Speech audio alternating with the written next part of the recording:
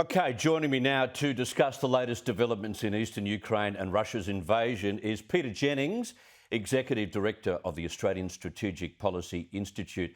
Peter, good to have you with us. Russian forces have been in these two eastern regions since 2014. We mustn't forget that. But to make such a deal about going in now, he wants way more than what he has at the moment, doesn't he?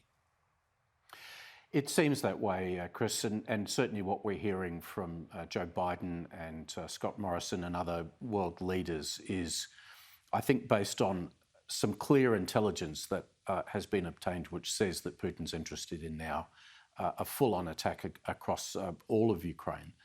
I mean, Putin does have the opportunity to stop at the two rebel provinces, I guess, but it doesn't feel to me that that's what's happening, and it's certainly not how our political leaders are talking about it.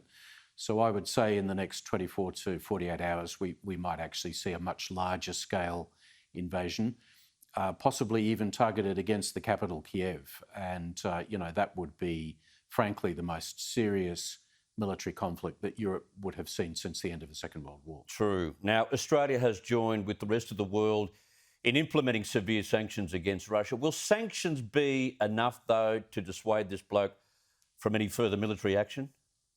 No, clearly not. And a problem here, I think, is that from the beginning of at least this phase of the crisis, Joe Biden and pretty much everyone else has been saying to Vladimir Putin, well, we're not going to be using military force to resist you. And so Putin has known since before Christmas that really he was pushing on an open door in that sense. It's good to see support in the form of weapons coming now. But frankly, the democracies have been underinvesting in Ukraine for years since Putin's initial invasion of Crimea. I think on the sort of mistaken assumption that if we weren't arming Ukraine, that wasn't going to be insightful to the Russians. That's clearly not worked, and frankly, now it's too late. So now we have to see how the fight unfolds and what sort of resistance the Ukrainian military and Ukrainian people will put up. My sense, Chris, is that it won't be like Afghanistan. I think there's going to be quite significant fighting take place. And then Putin will have the pleasure of occupying a country of 40 million people that primarily doesn't want him and his forces to be there.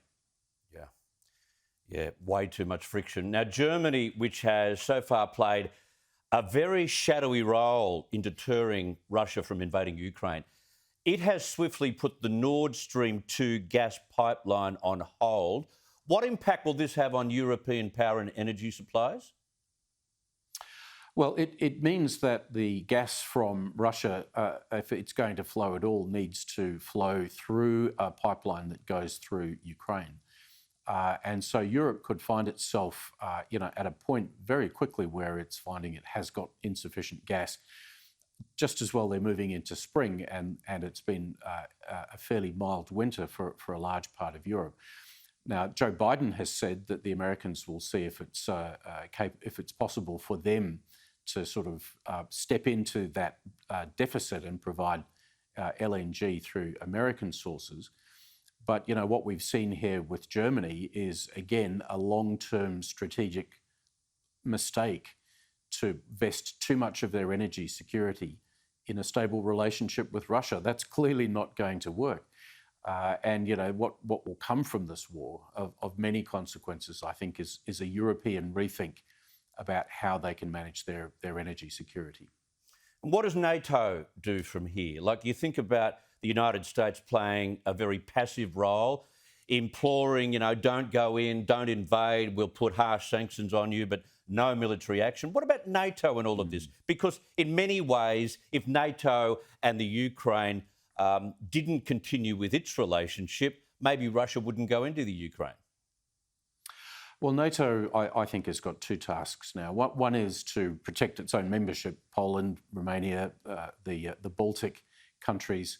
And to do that, NATO needs to significantly up its act in terms of its defence spending, which is actually something that Obama and Trump and Biden have all been calling for in their different ways for a long time. Europe needs to take its own security seriously. The next thing they need to do is they have to think about of ways to assist Ukraine in what I think is going to be a long-term fight against a Russian occupation. How can they do that? It should involve providing Ukrainians with arms. It should involve providing Ukrainians with appropriate training to enable them to carry on this fight. And I think principally, if the Americans are a bit reluctant, no one should have more interest than the major European countries than to strengthen their borders, particularly against what is, an aggressive and highly nationalist Russia. Yeah. Peter Jennings, thank you so much for your time on Credlin this evening. My pleasure, Chris. Thank you.